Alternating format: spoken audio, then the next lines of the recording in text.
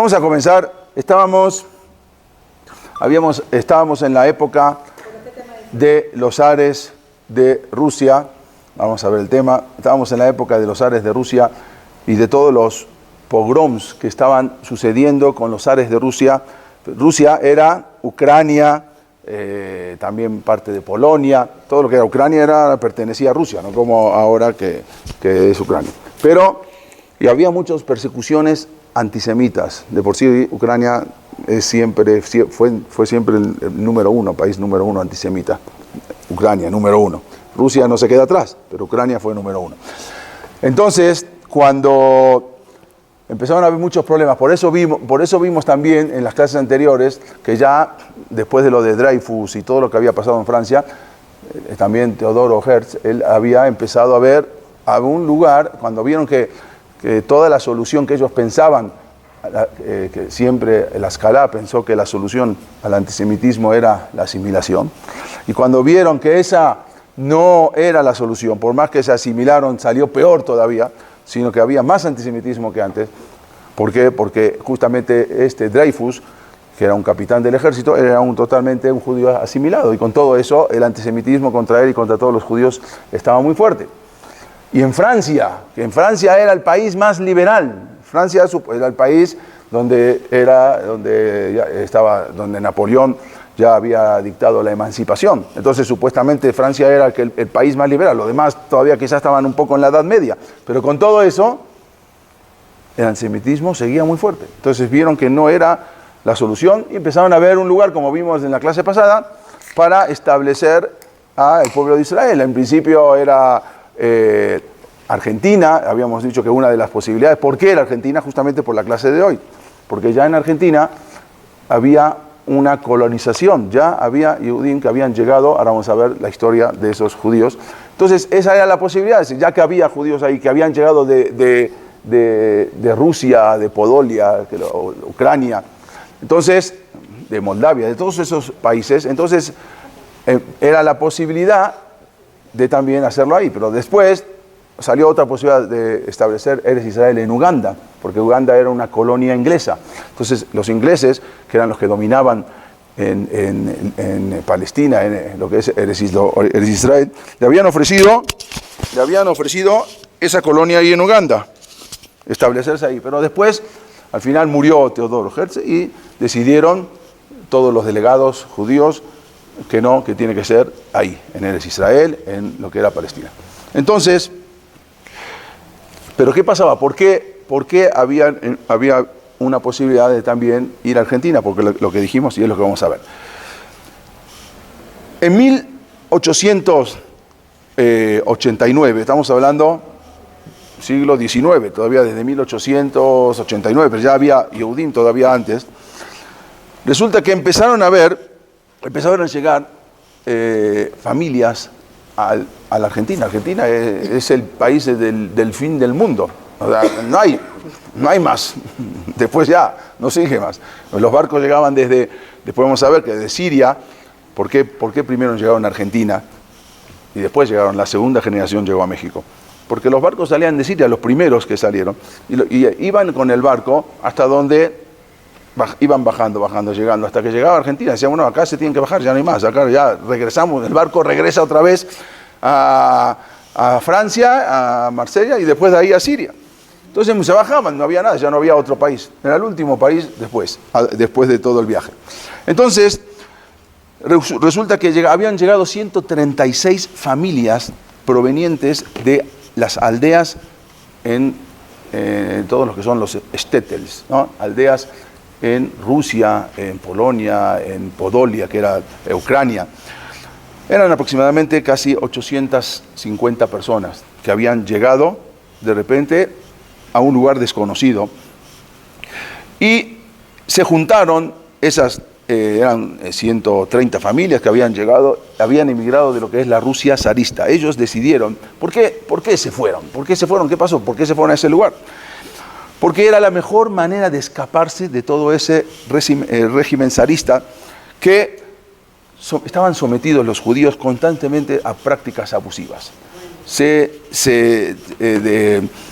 Había leyes que habían establecido los zares de Rusia. Constantemente había pogroms. ¿Saben lo que son pogroms?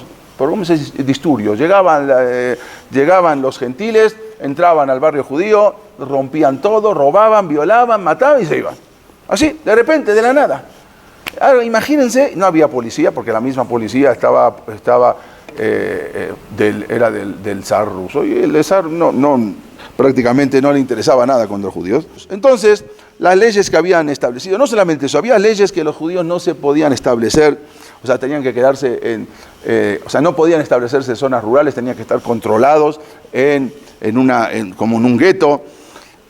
No tenían acceso a la educación, no había acceso a la educación, no podían entrar, no tenían derechos legales. Todas esas cosas eran terribles. Y aparte, se abusaban, entraban, y como no había control, no había policía, nadie controlaba nada, entonces constantemente había pogroms, algo tremendo. Más de 800 pogroms hubo en Rusia, algo tremendo. Aparte de eso, todavía existía lo que habíamos hablado, un servicio militar para los judíos extremadamente duro, de 25 años. A los niños se los llevaban prácticamente, era desde los 12 años, pero nadie cumplía con eso, desde los 8 años llegaban a las casas de los judíos, se llevaban a los niños. Después de 25 años ya no le quedaba absolutamente nada de judaísmo, se acabó, los asimilaban por completo. Y todas esas cosas tremendas entre los pogroms, algo tremendo que la gente, ¿a dónde iban a ir? ¿A dónde se iban a ir? Entonces, resulta que había un país que necesitaba población, un país muy grande. Argentina tiene el doble de territorio de México. Imagínense México qué grande que es. Pero, si en México hay 100 millones de habitantes, hoy en día en Argentina, con el doble de territorio de México, hay 34 millones. Imagínense, hoy en día 34 con el doble de territorio, y México, que tiene la mitad de territorio, tiene 120 millones. Nada más para entender. Entonces era un país que necesitaban población, necesitaban gente para que vengan a trabajar el campo, porque necesitaban poblar el país. Entonces habían abierto las puertas en Europa para que todos vengan, no solamente los judíos, italianos, españoles, todo. Entonces vieron que era una de las posibilidades era irse a ese lugar, porque trabajar el campo. A ver, ¿qué se podía hacer? Obvio, no tenían el idioma, no tenían nada, ni siquiera el idioma ruso tenían, porque hablaban puro yiddish. Entonces decidieron tomar un barco, se llamaba el Weser, para llegar hasta el fin del mundo, que era en Argentina hasta el sur. En agosto de 1889 empezó un grupo de inmigrantes, tenían que encontrarse con un señor, un argentino, se llamaba Rafael Hernández, un señor, un terrateniente, un señor muy rico, que era hermano de un famoso que se llamaba José Hernández. Hay un libro que se llama El Martín Fierro, hermano de José Hernández, que era el que escribió ese libro. Entonces, le habían comprado, desde Rusia, le habían comprado tierras. O sea, él fue a Rusia, vendió tierras, obvio, no vendió nada, pero él dijo que vendió tierras. Y entonces en ese momento ya habían planeado para sentarse en esos lugares. La cosa ahora era salir de todo ese pogrom, salir de toda esa Rusia que estaban constantemente, que los mataban. Gente conocida que me contaron cómo los abuelos, los abuelitos y los bisabuelitos los mataban, las violaban. Los que se habían ido al ejército por 25 años llegaron a recuperar a sus hijos. No, la mayoría no se recuperaron. Más de 100.000 niños se perdieron. Más de 100.000. Muchos ya no se recuperaron. Algunos sí, pero la mayoría ya no. Sin embargo, ese dueño, cuando resulta que llegan ahora a Buenos Aires, tenía que presentarse en el puerto para entregarle las tierras. Nunca nadie llegó, llegaron al puerto, se quedaron ahí, nadie llegó a venderle, los estafaron. No había ni una tierra, no había nada, les dieron unos papeles, los estafaron, no había nada. Entonces, ellos, ¿qué hicieron ahora? Estaban en el puerto, no sabían ni a dónde ir, y había una comunidad ya en Buenos Aires, una pequeña comunidad que los ayudaron un poco, hablaron con uno, con otro, para encontrar, los mandaron que vayan a un terreno en Santa Fe, que a 800 kilómetros, para que se vayan ahí, y ahí quizás pueden encontrar, bueno, se toman toda esta gente, eran más de 800 personas, niños, y se toman un tren, que ya estaba el tren. Entonces llegan ahí, supuestamente ya habían comprado, les hicieron todo, ya una persona les vendió 10 hectáreas de tierra por familia, un terreno muy grande, llegan a Santa Fe y los vuelven a estafar, porque tampoco había ni hectáreas ni nada, llegan y se quedan parados en la estación del tren, no tenían nada. Esto es cuando llegaron, ¿a dónde van a ir? Nada, se quedan en las bodegas de la estación del tren. Acá, esto es una foto de la estación del tren, esta es actual, a donde habían llegado, como quedó, bueno, está todo abandonado. Y por segunda vez se encontraron estafados. Una vez que llegaron ahí, no tenían ni a dónde dormir, se fueron a dormir a las bodegas de ahí, de esta estación del tren. ¿A dónde van a ir? A dormir a la intemperie en el campo. Entonces, hasta que, se llama la estación Palacio, hasta que ahí quedaron a merced de lo que es el hambre y las enfermedades. ¿Cuánto pueden comer? No tenían ni comida, no tenían nada, lo poquito que podían. Sin comida, había una epidemia en ese momento. Bueno, murieron más de 60 niños. ¿Sí? De los que venían, salieron de Rusia para morir en Argentina. Esa tragedia, sumada empezaron más o menos a sentarse, pero muy precario, unas casitas que iban haciendo, todo eso, aparte, sumando la distancia, sumando la distancia, lo que es cultural, porque llegan a un país que nada que ver, latinos con rusos. Idioma, que no había manera de comunicarse con nadie, no es que alguien sabía español o inglés, nada. Entonces, llevaron que se empezaran a dispersar, las familias se empezaron a dispersar, unos se quedaron ahí, otros se fueron a otras colonias, porque ya no había manera de seguir en ese lugar. Y otros hasta retornaron a Europa. Cuando ya parecía que era el final de toda esta expedición y que estas familias nunca iban a encontrar nada y se iban a morir ahí, al final llega en 1889 un médico austríaco, se llama Guillermo Lowenthal, yudí era, pero asimilado, que estaba en Argentina, lo habían traído para curar en la provincia de Tucumán, y de repente escucha que hay un lugar que vinieron judíos que estaban hablando yiddish. Entonces él se fue para ese lugar para ver, y gracias a un señor que vino, al final él exigió a esos terratenientes que no le dieron las segundas tierras, le exigió que le tenían que dar esas tierras, se metió como un abogado, todo, al final logró que le empiecen a dar esas tierras que les habían negado. Bueno, pero de entre toda esta gente que venían, era gente no ortodoxa, sino lo que sigue, eran súper ortodoxos, súper, o sea, eran todos gente, hasta rabinos habían venido, vino un rabino muy importante, se llamaba el rabino Aaron Goldman, era un rab muy importante, ahora lo vamos a ver, que, bueno, al final lograron asentarse cuando le dijeron qué nombre quiere ponerle a este asentamiento, le dijo Kiryat Moshe. ¿Por qué decía Kiryat Moshe? Después se llamó Moisés Vil, pero ¿por qué Kiryat Moshe? ¿Por qué? Porque así como Moshe Rabbeinu había sacado al pueblo de Israel de Misraim para liberarlos y llevarlos a una tierra de paz o de libertad, también acá decían, bueno, salimos de la Rusia zarista, donde estaban los opresores, y llegamos acá a una tierra supuestamente de paz. Ellos buscaban lo mismo, por eso lo llamaron Kiryat Moshe.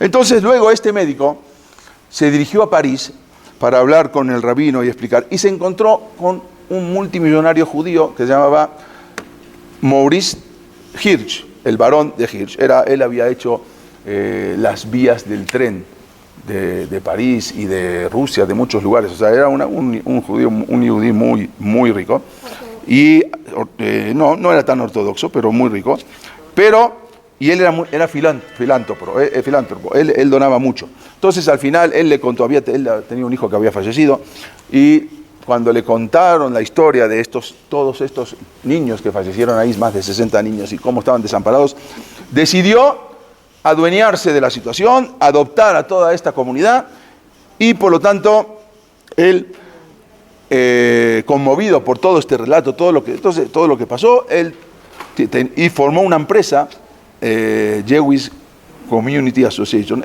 ¿Para qué? Para ofrecer todo lo que necesitaban, mandó mucho dinero, volvió a comprar tierras, o sea, él, ahora de las que lo habían estafado antes entonces ahora les vuelve a comprar tierra para que se instalen ahí.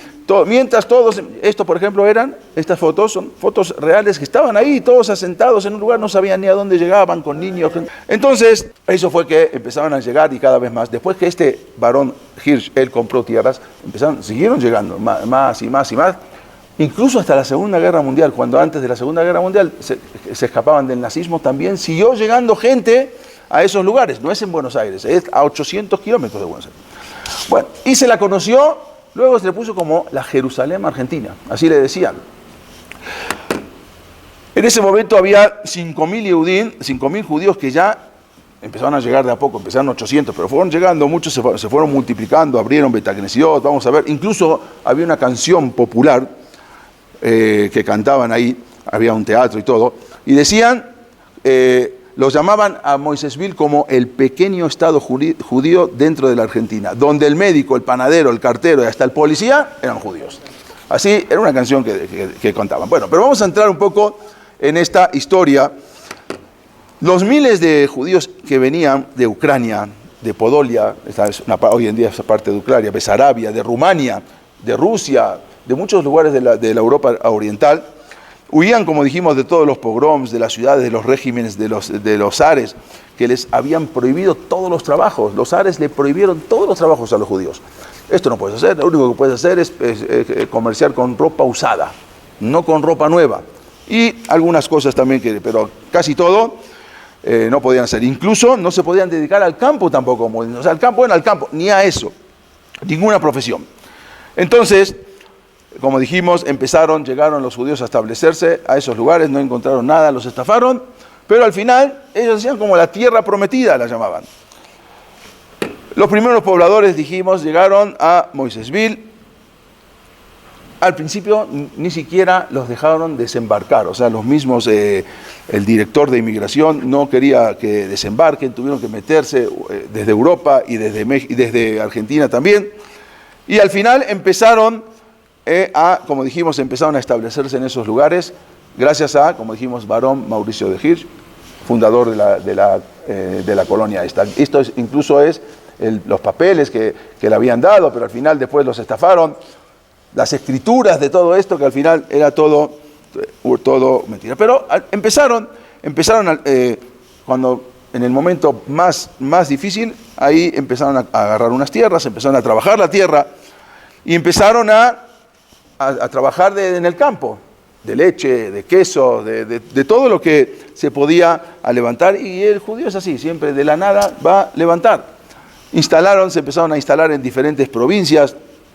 Había todo esto también, esto eran la gente, que nada más para que vean la gente cómo venían, pobladores, nada más van a ver esto cómo empieza y van a ver cómo termina. Pero gente que, como dijimos, eran gente tzadikim. Incluso hay una foto, no me acuerdo si es esta, del primer Siyum HaShas. Terminaron todo el Shas, el pueblo terminó el Shas y hicieron una fiesta del Siyum HaShas. Imagínense lo que era en ese momento. Vean algunas fotos que van a ver cómo eran la gente trabajadora del campo, pero parecían jajamim, parecían rabinos. ¿Qué año fue este? Empezaron desde 1880, 1883. Había, pero recién a partir de 1900 empiezan. O sea, ahí todavía habían llegado un poco antes. Incluso ya había todavía Yehudim en Buenos Aires. Hay un escritor que salió de ahí, que él había llegado cuando era muy chiquito, y él hizo un libro muy famoso que se llama Los Gauchos Judíos, se llama Alberto Gerchunov. Él había llegado también en 1889 a la edad de 5 años, y él fue el que más o menos relató cómo se vivía ahí, qué pasaba, cómo fue cambiando la población.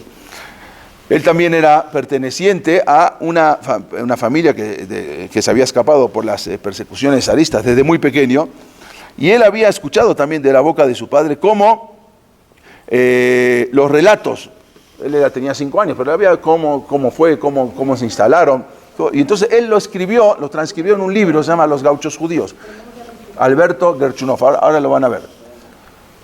Ok, él, incluso después más a ver, este es Mauricio Hirsch, el que compró todas las tierras, el rico yehudí, que incluso hoy en día hay una calle, ahí mismo, Barón de Hirsch. Todo esto son la gente, los niños que venían prácticamente sin nada, la gente, obvio, los que se fue sin nada. Este es Alberto Gerchunov, este es un escritor, y él contó cómo iban pasando, cómo después se fueron a un lugar a otro, se fueron dispersando, no una colonia, esto es una colonia, pero de ahí salieron muchas colonias a diferentes lugares que se fueron instalando en diferentes provincias en la Argentina. En su libro, él cuenta cómo fue toda esta adaptación, cómo se adaptaron los inmigrantes, cómo adaptaron a la cultura judía. Él cuenta mediante varios relatos, inspirados en su propia niñez, cómo fue viviendo. Incluso, como dijimos, que la llamaban la Jerusalén en Argentina, así le decían a Moisésville, a esa colonia donde se instalaron. Él ahí cuenta, Alberto Gorchunov ahí cuenta que empezó a contar cómo fue la transformación, cómo fue esa transformación, porque eran tzadikim, eran gente muy, muy, muy ortodoxa. Él cuenta ahí que cómo incluso fueron celebrando, por ejemplo, en 1910, igual que en México, eran los 100 años, era el centenario de la independencia. Entonces ahí cuentan cómo en 1910 hicieron toda una fiesta. Ahora vamos a ver, ¿cuál era en ese momento la nación más importante? Había una duda, como lo dijimos antes, ¿cuál era la nación más importante de toda América? ¿Si era Estados Unidos o Argentina? Esa era la duda que había. Había una gran polémica que en el futuro, ¿quién va a ser la número 1 de América? Obvio, una se fue para arriba, la otra se fue para abajo. Y él escribe, le voy a leer los que escribe, entonces ahí se van a dar cuenta ustedes cómo la mentalidad fue cambiando, porque llegaron a Tzadikim y ahora cómo empiezan a ver las cosas. Él escribe así: he aquí, hermanos de las colinas y de las ciudades, que la República Argentina celebra sus grandes fiestas. Eran las fiestas patrias, las fiestas de 1910, del centenario. Y él la llama las fiestas pascuales de la liberación. O sea, Egipto ya quedó en el pasado, ¿sí? Ahora estamos hablando de la liberación, otro tipo de liberación. Dice, recuerden ahí, cuando ponían allí en Rusia las mesas rituales, o sea, las mesas de Pesaj, ¿sí? Para glorificar la Pascua, Pesaj. Esta es una Pascua magna, es más grande que Yetziat Mitzrayim. Ese día era un día de fiesta, abandonen vuestros arados y tiendan vuestras mesas, o sea, dejen de trabajar, vengan a festejar, pongan las mesas con manteles blancos, sacrifiquen los mejores corderos y pongan el vino y la sal, porque es el momento propicio. Dice, judíos errantes desgarrados por viejas torturas, o sea, esto era la mentalidad, cómo iba cambiando. Arrodillémonos bajo los enormes pliegues de la bandera argentina. O sea, imagínense, patriota, pero bueno, llega patriota, hasta que llega a un lugar que llega un momento que la persona después se desanima por las cosas que iban ahí. Y entonces ahí empezaban el himno, dice, el himno que tenían que cantar, no era como hoy en día, ¿quién se acuerda de la fiesta patria? Pero antes eran muy patriotas, entonces el himno que tenían que cantar era, nadie se acordaba, pero en una estrofa dice libertad, libertad, entonces él decía la libertad del recuerdo de la vieja esclavitud, y ahora estamos libres, y cantaron el himno como si fuera Shir Hashirim. Bueno, es una tienda, sí, así eran las tiendas en ese momento, cómo empezaron. Todo esto son fotos de su momento, cómo empezaban a establecerse, cómo empezaban a trabajar. Vean acá un trabajador, ¿sí? Un zapatero. Vean cómo, bueno, obvio, eran así que venían de Rusia. Y él cuenta, sigue contando, que le había dicho un rabino en Rusia antes de que salgan a Buenos Aires, que según lo que cuenta él, que cuando se reunieron en el Beta Knesset antes de partir para Argentina, él dice, es por eso que cuando me anunciaron de la emigración hacia Argentina, me olvidé de mi regocijo de la vuelta hacia Jerusalén. O sea, se me olvidó eso que siempre que decimos, y Meshkajej Jerusalén. No, Jerusalén, nada, olvídate, ahorita ya tenemos Argentina, ya tenemos la nueva patria. Se empezaron a acomodar. Entonces, a la Argentina iremos todos y volveremos ahora a trabajar la tierra, vamos a cuidar nuestro ganado. Cada uno veía la mañana en que abandonó el imperio ese del zar, y ahora veía que llegaban a una tierra, le decían la tierra prometida, a la Jerusalén anunciada, y así hablaban en las sinagogas.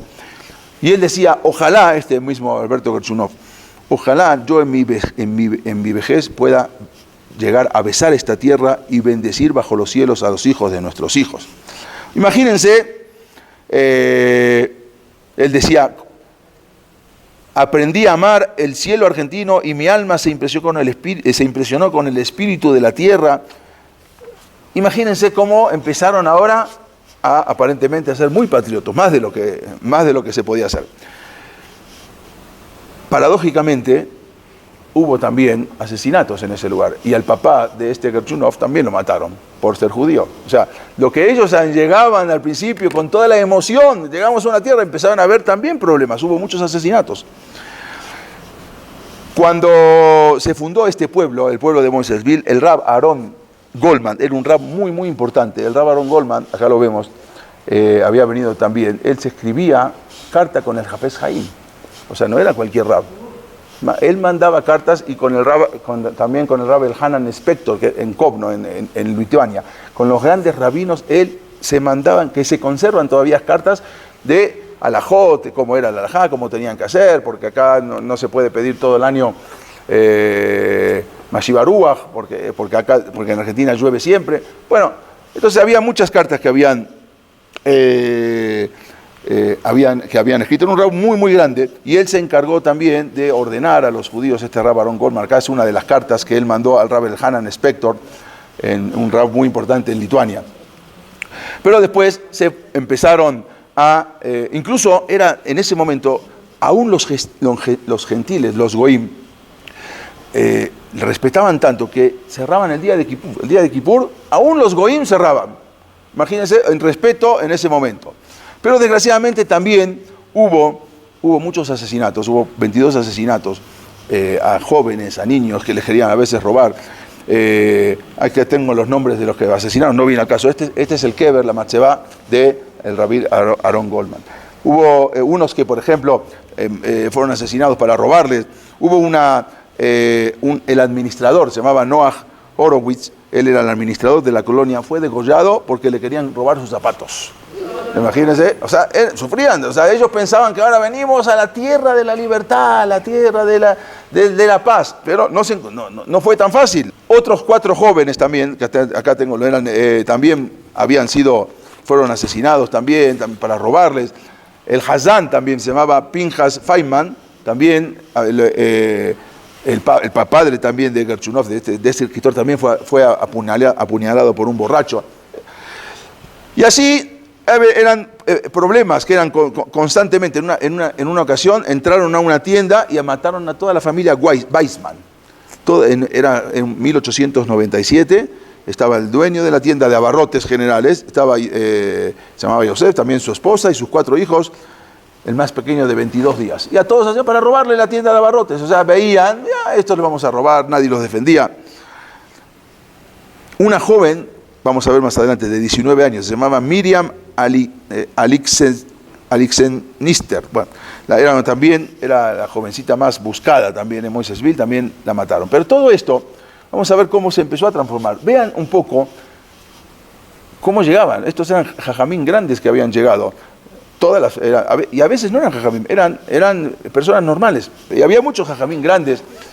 ¿Conocen a Mario Sinai?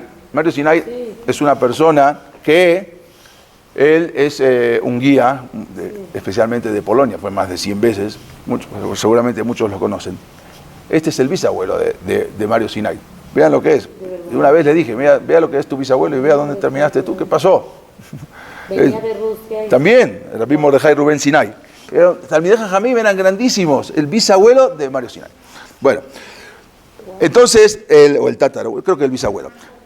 Todo esto, sin embargo, hay una de las tantas escenas que él escribe, Alberto Gerchunov, de lo que iba pasando, que con esa escena nos vamos a dar cuenta cómo fueron cambiando y cómo se fueron prácticamente asimilando una comunidad que habían hecho Sium Hayaz, hasta el carpintero, hasta el zapatero estudiaba la Gemara. Todos los días, terminando de trabajar el campo, se sentaban a estudiar.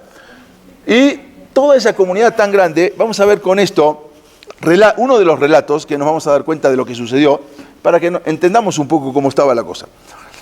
En el relato hay una escena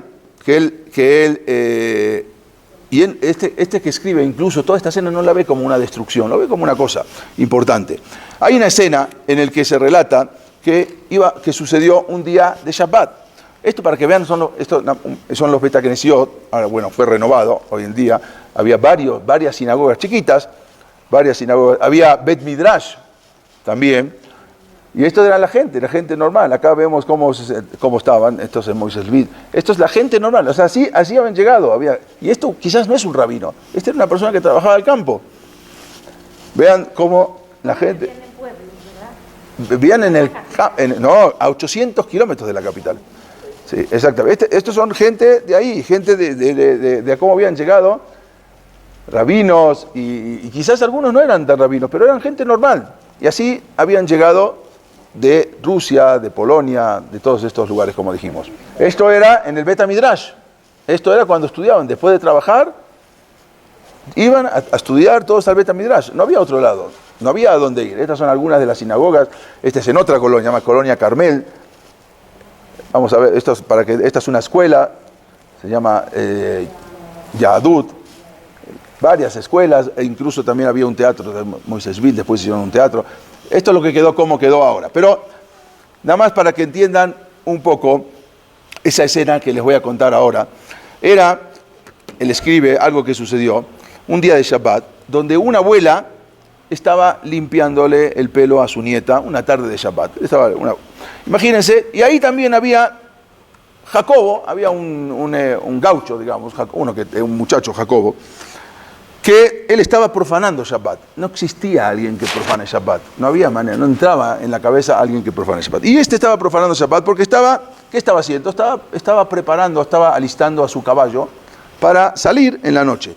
Entonces en ese momento llega el rab, llegó para hacer Seudat Shlishit a la casa, y le dice el rab: oye Jacobo, ¿te estás olvidando que hoy es Shabbat? ¿Cómo estás preparando y limpiando tu caballo? Entonces le dijo: no, rab Sejaria. Dice: no, yo solo estoy limpiando mi caballo, ¿sí? Ya le di de tomar, esto es lo que escribe en el libro, y lo estoy preparando para en la noche que voy a tener que ir a recoger el ganado. Entonces el rab le contesta: es que tampoco se puede limpiar el caballo en Shabbat. No estás montando el caballo, pero estás limpiando el caballo en Shabbat.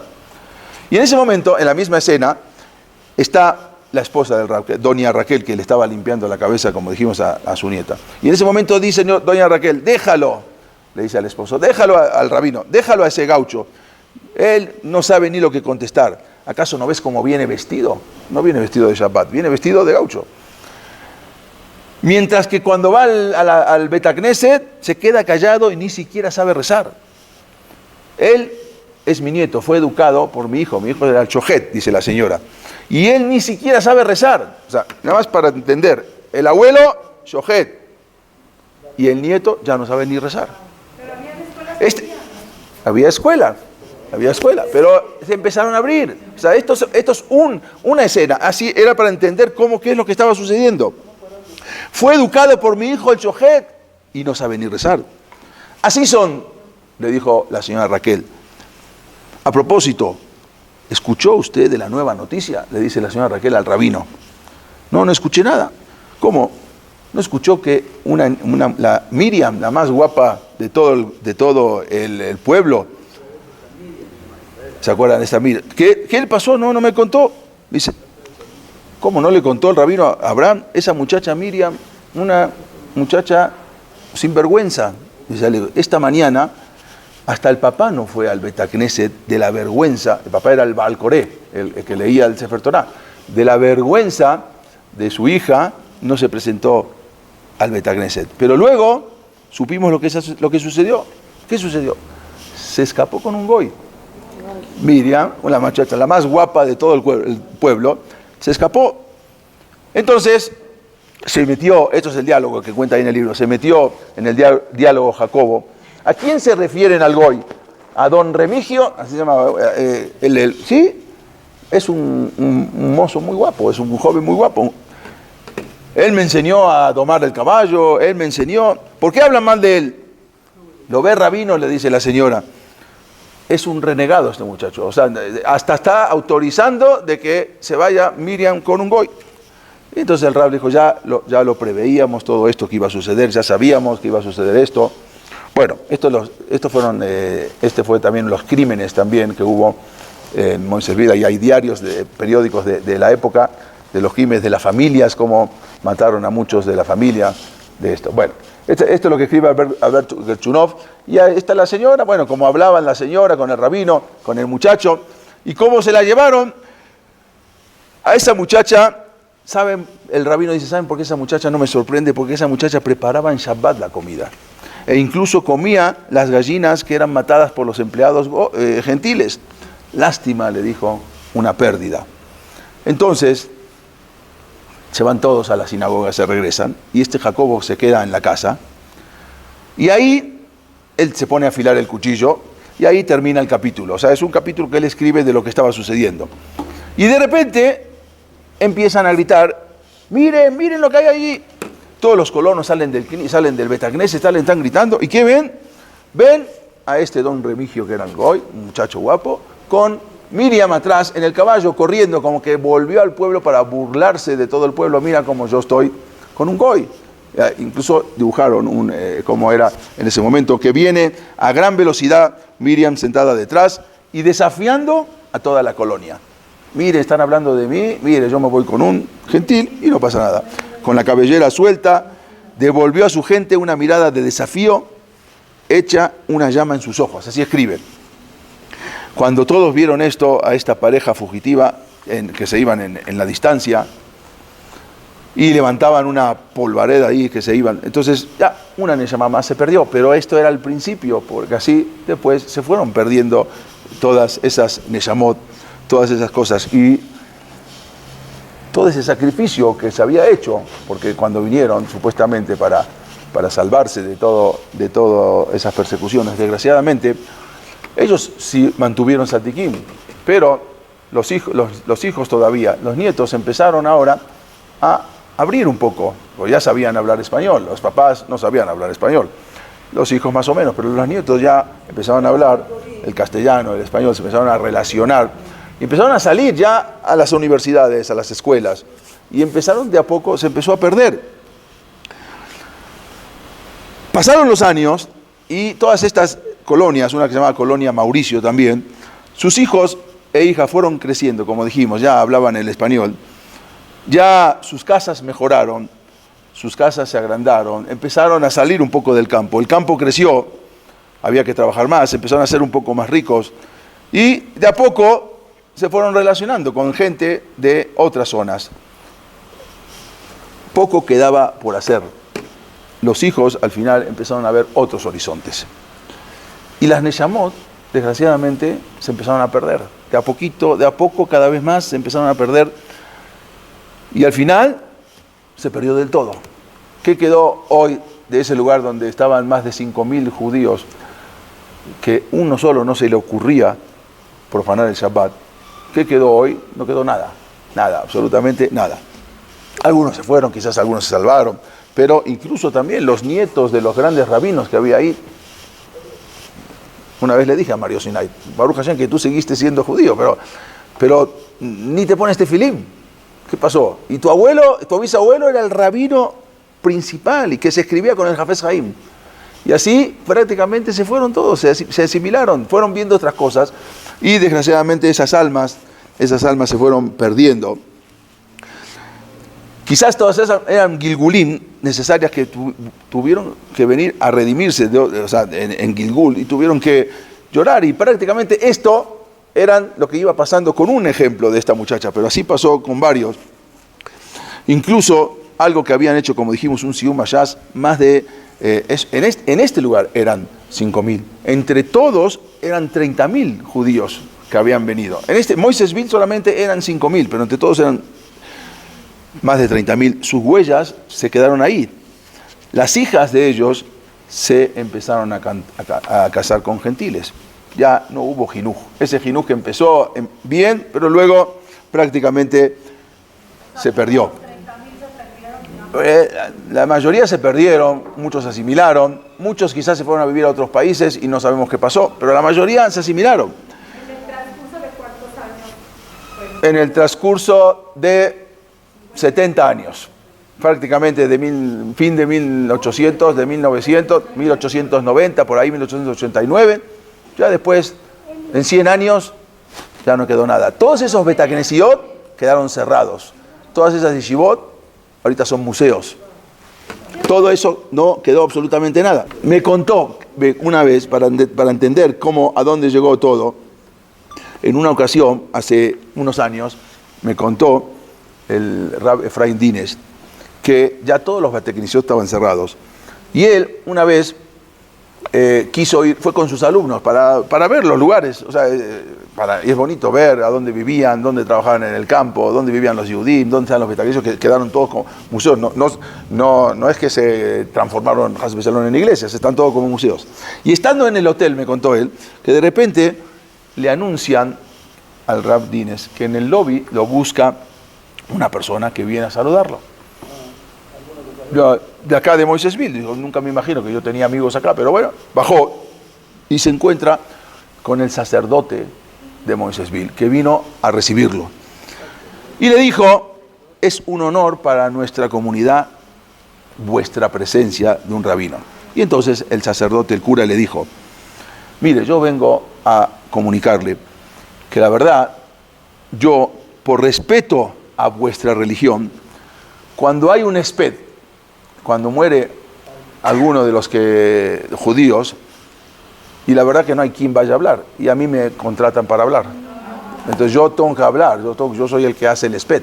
Pero le quiero decir que por respeto a vuestra religión, yo no hablo nada del Nuevo Testamento. O sea, todo lo que yo no, porque sé que ustedes no... ¿Sí? Entonces nada más le vengo a decir que yo soy el que hablo en los espedim, ¿sí? Pero, por favor, yo lo puedo seguir haciendo, pero le pido que manden un rabino para que vengan a hablar a alguien de su comunidad. No en ese lugar. En otros lugares sí, no en ese lugar. Entonces, sería mejor si ustedes pueden mandar a un rabino. Esos mismos que ahora escuchan el esped, ¿sí?, del cura, esos mismos que sus tatarabuelos eran aquellos que habían terminado el Shas y que habían hecho una celebración en todo el pueblo, ahora prácticamente no quedó nada, quedó todo, esto era el Siyum HaShas, esta era una foto del Siyum HaShas del pueblo, de los Jajamim, del pueblo, y como estaban todos así, algo impresionante, prácticamente hoy en día no quedó absolutamente nada, esto es como habían llegado. Y desgraciadamente, si vemos de Am Israel desde el exilio, desde Jerusalén, de Jerusalén a Babilonia, a veces de Babilonia a España, a Alemania, a Rusia, a Polonia, después a España, a Turquía, después a Alepo o Damasco, de Damasco también, y de Varsovia y de Vilna, a México, a Argentina, a Estados Unidos, a Panamá. Todo es un tikum que el Yehudí va haciendo en cada lugar. Una vez lo hablamos. En España y en Polonia, durante más de 1000 años, hubo cientos de miles de Yehudim. En España hubo más de 1 millón. En Polonia también era más de 3 millones de judíos. Hoy en Polonia, en Varsovia, que es la capital, no hay ni siquiera un minyan, no existe. Hace 70 años había más de 3 millones. Se terminó el tikkun que había que hacer. Los Yehudim, vamos de acá para allá, recorremos las geografías por todo el mundo y vamos pasando. A veces no entendemos por qué suceden las cosas. Nada más estas son unas fotos para que vean cómo eran y cómo se fueron de a poco transformando. Por eso le decían los gauchos judíos, empezaron a vestir como... Sí. Y esto es lo que dice que en Misraim, las cosas que nos salvaron era que no cambiaron el lashon y no cambiaron malbusham, su ropa, y leshonam también. Se cuidaron y estos empezaron a cambiar sus costumbres, empezaron a cambiar sus ropas. Así le decían a los gauchos, los que estaban en el campo, los que iban con los rebaños y llevando, sí, así le decían. Y prácticamente de todas las colonias nada más quedaron el recuerdo de todo eso. Hay algo muy interesante. Dice que a veces también uno dice, bueno, ellos también tenían un paquete muy difícil, vivían perseguidos, en pogroms, era muy difícil también. Y a veces uno mismo, si se pone a pensar la vida de uno, como dice el Rab, uno a veces dice, qué vida que tengo y todo, pero dice el Rab Simcha Bunim, dice, dada la opción, la gente reclamará su propio equipaje en la vida sobre los demás. Esto se lo voy a traducir en español, este es el Rab, no sé si alcanzan a ver. Y esto es algo impresionante. Dice, si el equipaje de vida de cada uno se extendiera sobre una gran mesa, vamos a decir que lo pone toda la vida de uno, y le da la opción a la persona de cambiar tu vida por la de otro. ¿Qué harías? Dice, lo más seguro es que la persona vuelve a agarrar su misma vida. Y no solo eso, sino que muchos se sorprenderían al descubrir que su carga era de hecho la más liviana de todas. A veces uno dice, bueno, el paquete de uno me quedo con mi paquete, que el paquete de otro uno no sabe que viene.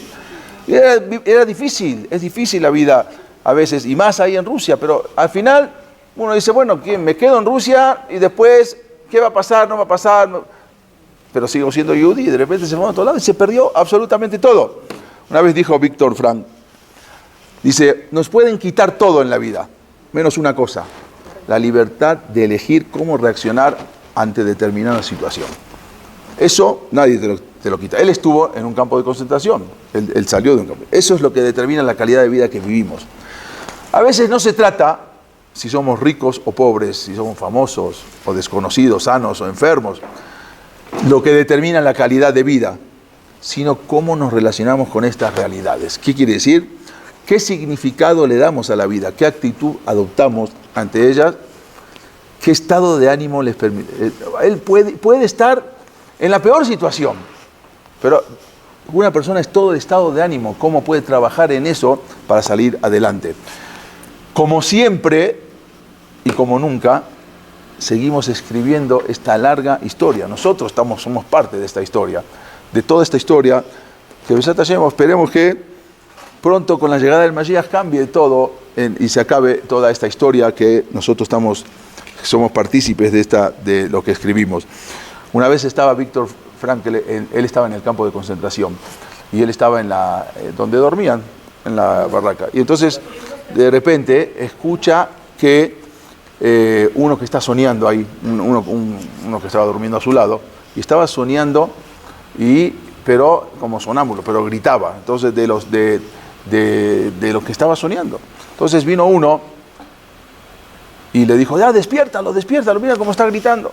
Dijo, no, déjalo, por lo menos en su sueño es mejor que la realidad. Déjalo que siga su sueño, porque su sueño es mejor que la realidad de lo que estamos viviendo. Por lo menos ahí está en su sueño. Imagínense lo que pasaba.